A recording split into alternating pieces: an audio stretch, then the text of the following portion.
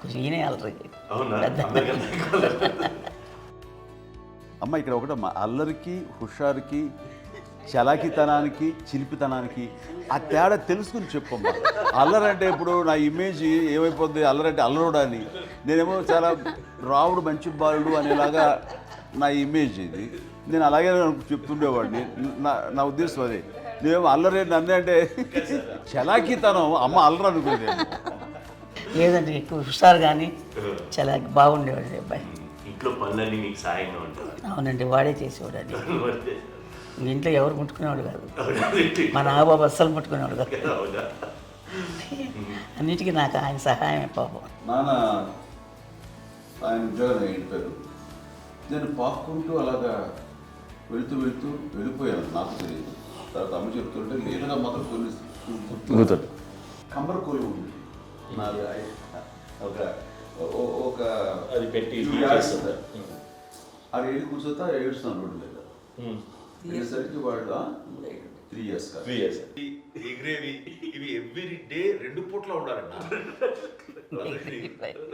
మరి నాగబాబు పాపం ఏముంది, తిన్నట్టు ఇష్టం, మరి అన్ని రకాలుగా నాన్న కోసం చేసి పెడుతుంటే మరి డిపెండ్గా పెట్టండి. ఆవిడ మాకు బాగా ఎప్పుడు ఎక్కువ చెప్తుండేది. నాకు కొంచెం టఫ్ టైమ్స్లో కూడా ఆమె మీ పాటి నువ్వే ఉండాలి, ఎవరి దగ్గర ఉండదు, ఎవరింట్లో ఉండదు, మా దగ్గర కూడా ఉండదు, మీ ఇద్దరు దగ్గర బట్టి నువ్వే ఉండాలి. అది కష్టం కదండి అట్లా చెప్పడం. చెప్పారు చాలా తక్కువ చెప్పారు. బట్ నాకు అదే ఇచ్చే ధైర్యం. ఇండిపెండెంట్గా అట్లా ఒకరి దగ్గర ఉంటూ నీ గౌరవం తగ్గిపోతుంది, ఎక్కడ ఉండదు. అది చాలా నాకు చాలా ఇన్స్పైరింగ్ ఉండేది అమ్మ మాటలు. అది ఇప్పుడు కూడా అది చాలా హ్యాపీగా అనిపిస్తుంది అని చెప్పింది. అంతే కదా. ఇప్పుడు మనకి ఏదైనా రోగాలు వస్తే వేసేస్తాం, దాన్ని బాధపడుతుంది మనమే. బట్ తగ్గించేవాళ్ళు, కన్సర్న్ చూపించే డాక్టర్స్ ఒట్టుకోలు కింద కింద ఉండొచ్చు, కానీ పోరాడాల్సింది మనమే. నాకు సార్ కొంచెం ఏదో ఒక డిప్రెస్డ్ ఇదేదో వస్తే ఫేస్ ఒకటి నేనేదో ఇంకా మా అందరి నుంచి నేను సపరేట్ అయిపోయినట్టు ఒక సిచ్యువేషన్ వచ్చినప్పుడు అమ్మ నన్ను పట్టుకుని I'm there for you. Yes, ఎవరు నువ్వు అన్న ఎస్ అన్న ఫ్రెండ్స్ కానీ ఎవరైనా సరే ఎప్పుడు కూడా అలోన్గా మటుకు అనుకోకు, నేను నాన్న. ఆవిడ నన్ను పట్టుకొని ఇచ్చిన అఫెక్షన్ లేదా ఫీలింగ్ అసలు బలం అన్నమాట. ఏంటంటే ఏమైనా చేయగలను నేను, పర్లేదు లైఫ్లో ఏదైనా సాధించగలను అన్న ఒక భరోసా తల్లి దగ్గర నుంచి రావడం అనేది నాకు ఎవరు అవసరం లేదనిపించింది. అంత స్ట్రాంగ్గా ఆవిడ support, very strong, very practical. అంత స్ట్రాంగ్ చేసింది నాన్న చెప్పండి. మా పిల్లల విషయంలో మేము కూడా మేబీ అంత స్ట్రాంగ్ కాదేమో, సెన్సిటివ్గా ఉంటాం, కానీ అమ్మ మటుకు చాలా స్ట్రాంగ్గా ఉండి మమ్మల్ని కఠినంగా ఇలాగే ఉండాల్సింది, ఇలా ఉండండి, అప్పుడే మీరు నేర్చుకుంటారు. ఇక్కడ అమ్మ పాజిటివ్నెస్ గురించి ఇంకో మాట చెప్పాలి. అంటే తన బిడ్డలకే కాదు, ఈ రోజున మా రెండో పాప శ్రీజ కూడా తనకి లైఫ్ చిన్న చిన్న డిస్టర్బెన్స్ వచ్చింది. ఆ టైంలో కూడా తను ఏముందంటే అప్పుడు నాన్నమ్మ దగ్గరికి వెళ్ళాను, తను ఇచ్చిన భరోసా, తను ఇచ్చిన మాట వెళ్ళలేని ధైర్యం వచ్చింది నాకు. నాన్నమ్మ దగ్గర ఎప్పుడు కూర్చోస్తాడు అప్పుడే పాజిటివ్ ఫీలింగ్ వస్తుందని నాతో షేర్ చేసుకుంటాను. తను మాతో చెప్తుంటే అనిపిస్తుంది కరెక్ట్. అమ్మ ఏం పర్లేదమ్మా, లైఫ్ అంటే ఒకరితోనే అయిపోదు, ఆ ఒక్కరి వల్ల వాళ్ళ ఇన్ఫ్లుయెన్స్ తోటో వాళ్ళు మన మీద నియంత్రించడం కానీ మన బాధల్ని వాళ్ళు చేయడం అవుతాం. జస్ట్ నువ్వు నీ గురించి నీ మనసులో ఏదనిపిస్తే, నీ గుడ్ ఫీలింగ్ ఏది వస్తుందో ఆ ఫీలింగ్ ప్రకారం వెళ్ళిపోదు. అంటే ఆ జనరేషన్ పీపుల్ ఎక్స్పెక్ట్ చేయం అలాగే అలా కాదు. ధైర్యం ఉండి అందరికీ ధైర్యం బాగా నూరుకొస్తారు. ఫాదర్ కూడా, మా నాన్నగారు కూడా అస్సలు ఎప్పుడు అనేవాళ్ళు, ఎప్పుడు మీరు పెట్టే చెయ్యి మీరు ఎప్పుడు పైన తప్ప తీసుకుని ఎలా ఉండకండి, చేతులు పెట్టకండి అనే అట్లాంటివి చెప్తుండేవాళ్ళు. అందుకని మాకు ఇట్లా ఇండివిజువాలిటీ మాకు బాగా ఎప్పుడు కూడా ఒకళ్ళని అడగడం అని, ఈవెన్ బ్రదర్స్ని అడగాలన్నా కూడా మాకు అది పడిపోయింది మైండ్లో, కొంచెం కష్టంగా ఉంటుంది. సో నాకు అంటే ఆవిడ మా అమ్మ ఏదన్నా కొంచెం డిప్రెస్ అయినా నేను చాలా ఎక్కువ అమ్మకి షేర్ చేసుకుంటే అన్నయ్య కూడా లేడు. అన్నయ్య ఉన్నప్పుడు ఓకే, లేనప్పుడు నేనే ఎక్కువ షేర్ చేసుకున్నాను. బట్ ద బెస్ట్ థింగ్ మా అమ్మ దగ్గర నుంచి హగ్ అండి. ఈరోజు కూడా మా అమ్మని హగ్ చేసుకోకపోతే అంటే అది నాకు మా అందరిలోనూ, అంటే ఆవిడ పెద్ద చదువుకున్న వ్యక్తి కాదు, పెద్దగా బయటికి వెళ్ళి ఎక్స్పోజ్డ్ కాదు, కానీ ఇవాళ అన్నయ్య కానీ విజయ, మాధవి, నేను, కళ్యాణ్ బాబు ఈ రోజుకి టుగెదర్గానే ఉంటాం.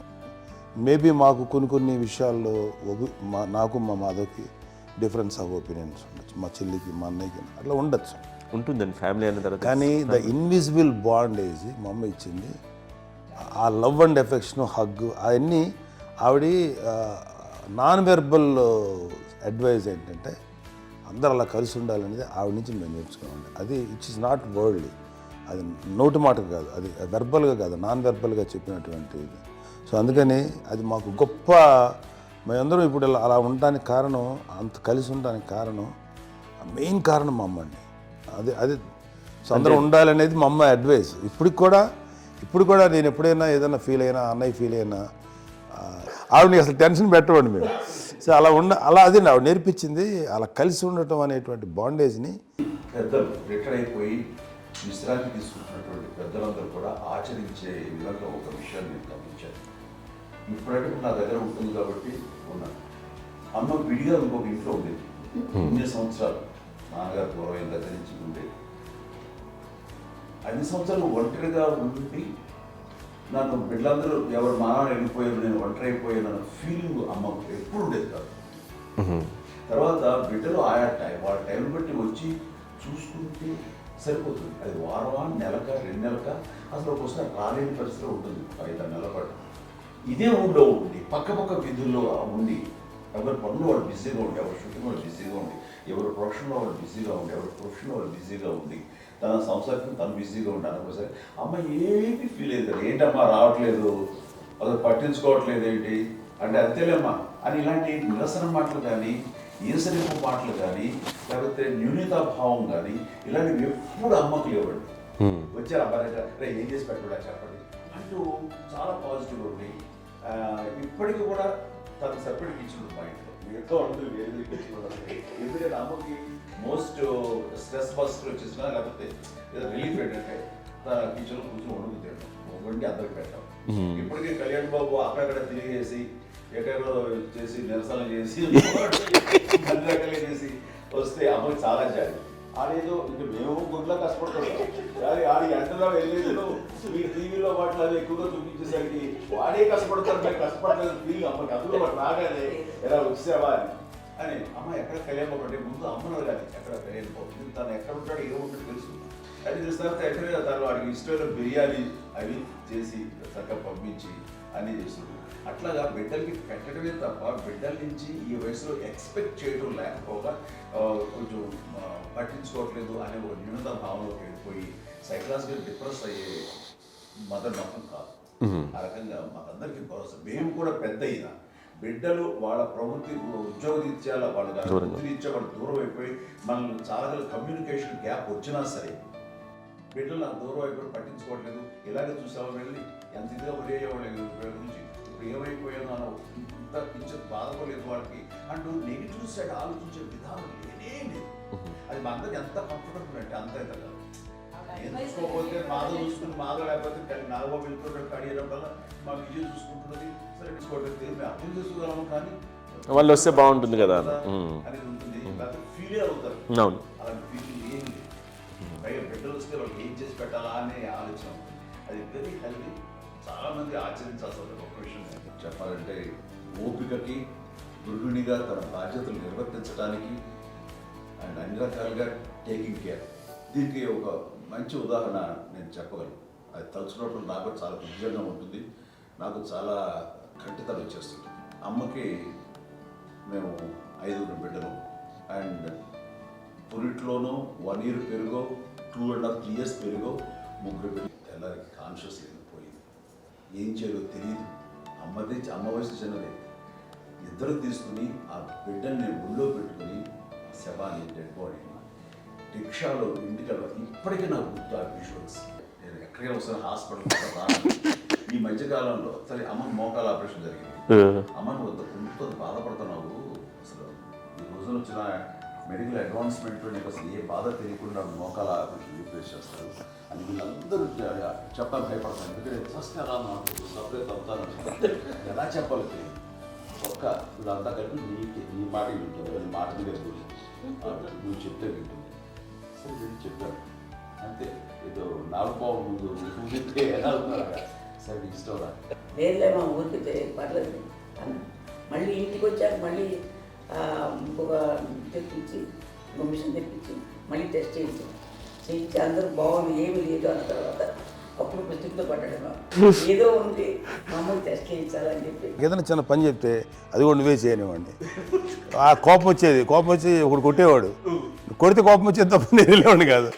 అమ్మకి ఎప్పుడు ఏంటంటే ఒక ఇదే పని చేయడని, అంతే. నిజంగా ఏ పని చేసేవాడిని కాదు. అవునా?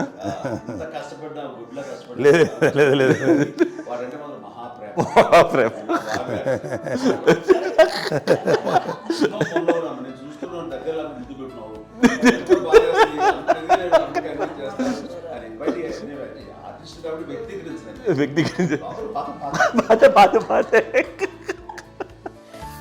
చిన్నది కాబట్టి చివరిది కాబట్టి తనంటే బుద్ధండి, నేను పెద్దోడు కాబట్టి నేను అతని ఎక్కువ కష్టపడింది కానీ మా నాన్నగారి చేతిలో ఎక్కువ అంటే నాన్న బాగా కోపం ఎక్కువ అనుమానించింది కానీ అన్నయ్య పాపం బాగా దొరికేసేవాడు పాపం. ఒకసారి అంటే మరి మాకే అనిపి ఏంటి ఇంత దారుణంగా ఉంది నాన్న మీద కోపం వచ్చేది నాకు. నాన్న మీద కోపం వచ్చేది, వాళ్ళని చూసి బాధ అనిపించేది. అమ్మాయి ఏమనేది కాదు. సరే అయినా సరే ఎప్పుడు కూడా పోనీ అన్ని హైపర్ యాక్టివ్ ఉంటుంది. అన్నయ్య పుట్టడమే భయంకరమైన హైపర్ యాక్టివ్. అంటే మాకు మా నాన్నగారు కానీ మా అమ్మగారు కానీ అండి మాకన్నా చాలా బ్రాడ్ మైండ్ ఉన్న వ్యక్తులండి. ఎందుకంటే పిల్లలు ఎక్కడికైనా బయటకు వెళ్తే ఇప్పుడు మేమైతే భయపడిపోతాం. మా విజయ్ కానీ మా చిన్న చెల్లి అన్నయ్య నేను అందరం కూడా ఇవాళ ఉన్న పరిస్థితిలో వాళ్ళు ఎప్పుడు భయపడేవాళ్ళు కాదండి. ఎక్కడికి వెళ్తాను నీళ్ళని ఇచ్చేవాళ్ళు, లేట్ అయినా అసలు ఏమనేవాళ్ళు కాదు. లేకపోతే ఏదైనా మోటార్ బైక్లు వేసుకున్నాం, లేకపోతే కారులో ఎట్లా పడితే ఎట్లయినా సరే ఏమనేవాళ్ళు కాదు. వాళ్ళు తెలియకుండానే మాకు ఒక ఫ్రీడమ్ ఇచ్చారండి. సో దట్ అదే ఆ ఫ్రీడంలో భాగమే అన్నయ్య కానీ ఇండస్ట్రీకి వెళ్ళాలంటే కూడా ఒక వ్యక్తి ఒక కొడుకు ఒక గొప్ప కెరీర్ని పర్సూ చేసుకుంటూ వెళ్తున్నప్పుడు నాన్నగాని అమ్మగానే ఓపెన్ మైండ్ తోటి అసలు నువ్వు వెళ్ళినా ఎంతకాలం వెళ్తావచ్చు, నువ్వు ప్రయత్నించని చెప్పి అలా వదిలేశారండి. అన్నయ్య కూడా ఏంటంటే మోస్ట్ రెస్పాన్సిబుల్గా వెళ్ళి చాలా మేజర్ అమౌంట్ అన్నయ్యకి కూడా పెద్ద అమ్మకు వందలు ఇచ్చేది కాదు. కరెక్ట్గా ఆ ఇన్స్టిట్యూట్లో చదువుకునేటప్పుడు ఎంత ఇవ్వాలో కరెక్ట్గా ఇచ్చేది. తనకి ఎక్స్ట్రా ఖర్చు పెట్టుకుంటే అంటే అట్లా ఉండేది అంతే కదా. అంత జాగ్రత్తగా అన్నయ్య కూడా అంత రెస్పాన్సిబిలిటీగా రిసిప్రోకేట్ అయ్యి చేసి అందువల్ల మా అమ్మ నమ్మకం చూడాలి. మా అమ్మగారి మా నాన్నగారి నమ్మకాన్ని అంటే ఎప్పుడు అది పాడు ఇంత నమ్మకానికి 10 times ఇచ్చాడు. ఏ వయసెస్ వైపు కానీ ఏ అలవాట్ల వైపు కానీ ఎందులో ఇండల్జ్ అవ్వకుండా నాకు నేనుగా నియంత్రించుకుంటూ సరైన మార్గంలో వెళ్ళేలాగా నాకు వెళ్ళడానికి లోపల ఆ స్ట్రాంగ్ థాట్ అడగగానే వాళ్ళు రెసిస్ట్ చేస్తే ఇచ్చాను ఆపేశారు అని ఏదో చిన్న రిలక్టెంట్ ఫీలింగ్ ఉంటుంది. వాళ్ళ మీద చిన్న కోపం నిరసన ఉండేది. వాళ్ళు అలా లేకపోవడానికి వాళ్ళు వెంటనే అడిగిన వెంటనే జాగ్రత్త అనే నిర్ణయం నీది కానీ జాగ్రత్త అని హెచ్చరిక చేయడంతో నాకు మరింత బాధ్యత తిరిగి గుర్తు తిరిగి నేను నడుచుకుంటూ వెళ్ళాను. కాబట్టి అది నాకు ప్లస్ అయింది వాళ్ళ దగ్గర. అంటే మదర్ అంటే తల్లి అనే కాదు, మదర్ ఫిగర్ ఫీలింగ్ ఎవరిచ్చినా సరే అది నానైనా తల్లితో సమానం అనుకుంటాను. నాకు చెప్పినట్లుగా అట్లాగా అలసిపోయి వచ్చిన నాకు కాళ్ళు నొక్కుతుంటే నాకు భయం వేసేసేది. ఆ తర్వాత పడుకో గదవాయించేవాడు, అది కూడా కోపం. అంటే ఉదాహరణ అంటే మళ్ళీ అదే నాకు తిడతారు, ఎందుకు కాదు పడుకుని ఎక్కడ నిద్ర వస్తాయండి నాన్న అంటే. సో ఆ రకంగా నాన్న తన ప్రేమను చూపిస్తుంటాను. ఆ తర్వాత గోండా టైంలో కూడాను నేను ట్రైన్ కింద వెళ్తుంటే నాన్న అక్కడే ఉన్నారు, రాజమండ్రి దగ్గర ప్రాంతంలో. ఆయన చాలా కోపం చేస్తుంది, ఇలాంటి చేస్తుంటావు నువ్వు, ఏదైనా అయితే ఏంటి అది చెప్పి. ఏం పర్లేదన్నా ఏమవుతుందో అన్ని రకాల సేఫ్టీ అన్ని రకాల జాగ్రత్త తీసుకున్నాం. ఈ రోజు ఉన్నంత సేఫ్టీ అప్పుడు లేదు. అయినా సరే రేపు పొద్దున నీ కొడుకులు ఇలాంటి పరిస్థితులు నీకు తెలిసి వస్తారు అప్పుడు అనేవాడు. ఎన్నిసార్లు ఆ మాట అనేవాడు. నాకు నిజంగానే మగధీర టైంలో బుర్ర వ్యక్తిని అటు రోడ్డు మీద పడిపోయాడు అని అన్నప్పుడు ఆ ఫస్ట్ టైం ఆ ఫీలింగ్ కలిగి. అలాగే పీటర్ హెయిన్స్ అనేవాడు ఫస్ట్ మగధీరలో జంప్ చేస్తారు, మోటార్ బైక్ జంప్ చేసినప్పుడు ట్రైల్లో పీటర్ హెయిన్స్ అంత హైట్ నుంచి 20 feet 25 feet హైట్ నుంచి పడిపోయి మొత్తాన్ని బోన్స్ని ఇరగొట్టుకుని వాడు 7 నెలల పాటు వాడు ఇప్పుడు హాస్పిటలైజ్డ్. అది వీడైతే ఏమో తలుచుకుని భయం వేసేసేది. అప్పుడు నాన్న గుర్తుకు వచ్చేవాడు, ఓహో వాళ్ళ టెన్షన్ ఇంతే లేవు. మనకి మన కొడుకు వస్తే తెలియదు. ఈ మాట నాన్న ఎప్పుడు అన్నారని అనిపిస్తుంది. స్వీట్ మెమరీస్ మా తండ్రి కోడలు కాదు, నా కూతురండి. అంత బాగుంటాం మేమిద్దరం కూడా. మా నాన్నగారి క్వాలిటీ నేను ఎగ్జాంపుల్ చెప్పగలను. అమ్మ వాళ్ళ ఇంట్లో పెద్దది. వాళ్ళ నాన్నగారు అంటే మా తాతయ్య గారు ప్రొహిబిషన్ డిపార్ట్మెంట్లో సిఐగానే ఎస్ఐగానే చేశారు. ఏదో మా ఇన్స్పెక్టర్ సిఐ చేసి ఆయన కాలం చెందారు. అది చాలా ఎర్లీగా 48 years చచ్చిపోయారు. 40 చచ్చిపోయారు. 40 mid-40 సరిపోతే ఆయనకి అప్పటికి అమ్మ కాకుండా 4 బిడ్డలు. అమ్మ తర్వాత అబ్బాయి తర్వాత 3 ఆడపిల్లలు. వాళ్ళు ఏంటంటే రాకరావిడి నాగబాబు కంటే కూడా చిన్నవాడు.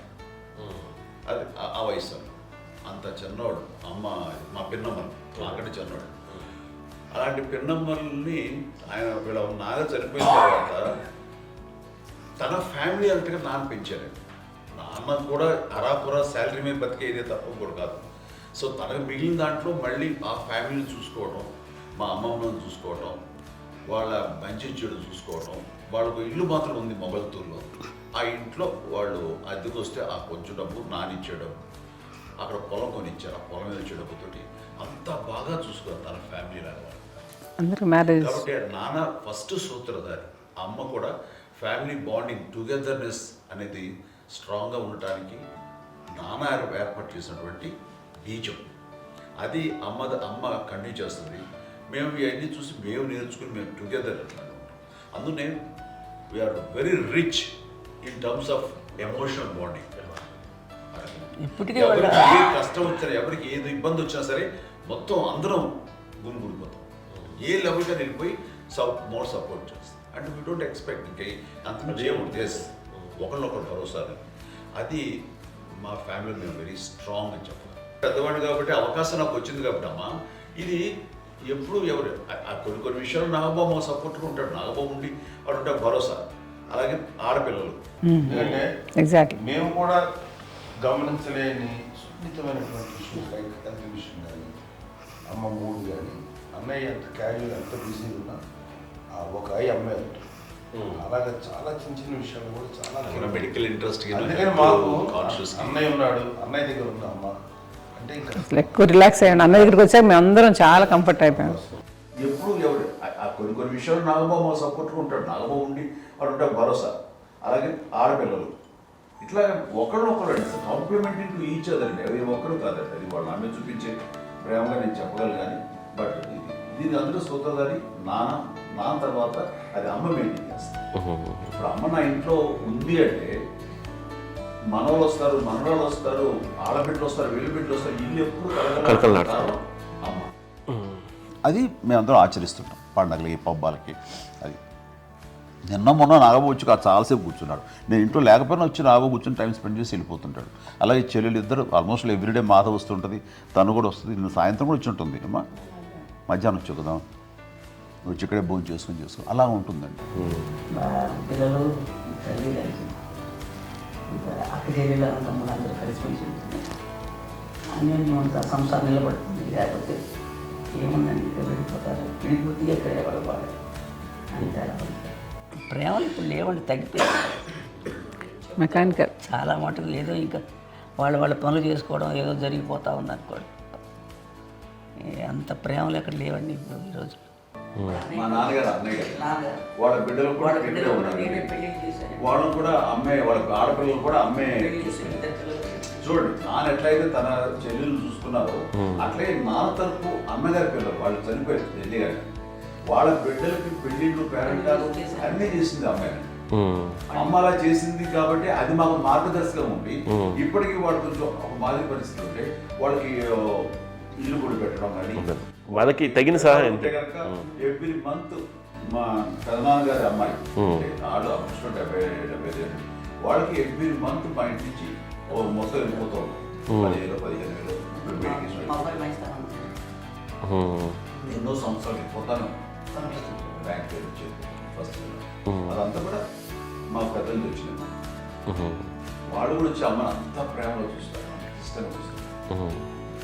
అమ్మ ఇందాక చెప్పినట్లు ఇచ్చే మెసేజ్ ఏంటన్నది అమ్మ మాటలో చెప్పాలంటే బంధాలు, బాంధవ్యాలు అన్నది ఎనలేని ఆస్తిపాస్తులు. సో ఎలాగైతే డబ్బు ఎంత సంక్రమించింది, ఎన్ని ఆస్తులు వచ్చాయి ఫిజికల్గా అనే దాని మీద కంటే కూడా ఇవి ఆస్తిగా తీసుకుంటూ నేను విలువ ఎరిగి గుర్తెరిగి దాని ప్రభావం తెలుసుకుని అది కనుక మనం ఇచ్చుపుచ్చుకుంటే ఫ్యామిలీలో అంటే దాని ఉంటుంది. మా చెల్లెలు కూడా వస్తే నేను అనుకోవట్లేదు, సూర్య కూడా ఉంటుందని నేను అనుకోవటం లేదు. అలాంటి గొప్పగా ఇది అండ్ ఆ రకంగా షీఈ్ వెరీ చాలా గొప్ప జన్మ. అమ్మకి చిన్న మానసికంగా చిన్న ఏదో ఒక డిప్రెషన్ అది వచ్చింది. ఏదో నాన్న గుర్తుకొచ్చో, నాన్న లేరనో, లేకపోతే వాళ్ళ అమ్మగారు కూడా అదే టైం చనిపోయారనో, తన దగ్గర ఉంటారు ఏదో ఉన్నప్పుడు మేము అందరం సపోర్ట్గా ఉండి రామా కొన్నాం నా దగ్గర ఉందిగా అని చెప్పేసి అప్పట్లో అమ్మ వేరేగా ఉంది. ఉన్నప్పుడు ఒకటే మాట అమ్మ నీలాంటి గర్భం అంటే అంజనమదే గర్భం అని బయట ఎన్నోసార్లు నా ఫ్రెండ్స్ కానివ్వండి, బయట కానివ్వండి, కొన్ని సందర్భాల్లో మీటింగ్లో కానివ్వండి, స్పీచెస్లో కానీ అన్నవాళ్ళు ఎంతోమంది అన్నారు. వాళ్ళ మాట అంటే రీజన్ తెలుసా నీకు? కోటాను కోటల్లో ఎంతమంది తల్లులకు నీకు వచ్చిన అదృష్టం, నీకు లభించినటువంటి వరం ఎంత లభిస్తున్నావు. బిడ్డలు ఎంతోమంది చేత కొనియాడబడుతున్నారు, ఎంతోమందికి సహాయపడుతూ ఆ రకంగా వాళ్ళందరి యొక్క ఆశీస్సులు పొందుతున్నారు. కానీ ఎంతోమందికి నిరంతరం హెల్ప్ చేస్తూ వాళ్ళ ఇది చూసుకుంటున్నారు. అవి ఆ భగవంతుడు మీరు చేస్తున్న పూజలో ఉన్న ఆ భగవంతుడు మన నెక్స్ట్ తరాలకు కూడా మనకి ఇలాంటిది వారసత్వంగా ఇస్తూ అదే రకంగా కొనసాగించేలాగా మాకు అదృష్టాన్ని ఇచ్చారు. ఇంతమంది ఎవరు నీ నుంచి వచ్చిన వాళ్ళే నీళ్ళు ఇది ఎంత గొప్ప గర్భం, ఎంత గొప్ప జన్మ ఇది. అలాంటిది నువ్వు ఇలా అవటమేంటి? ఎంతసేపు ఇది హై లెవెల్లో ఉండాలి నీ ఫీలింగ్స్గా నువ్వు కానీ.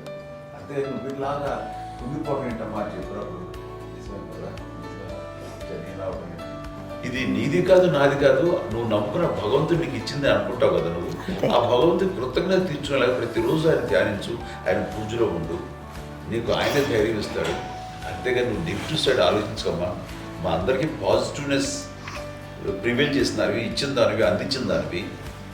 అలాంటి నువ్వు నెగిటివ్ వైపు వెళ్ళిపోకూడదు అంటే అంతే. మళ్ళీ అటుపక్క ఎప్పుడు గెలలేదు. ఆంజనేయ స్వామి భక్తి ఆయనలో ప్రవేశపెట్టి చెప్పాలంటే ఆయనకి నేనే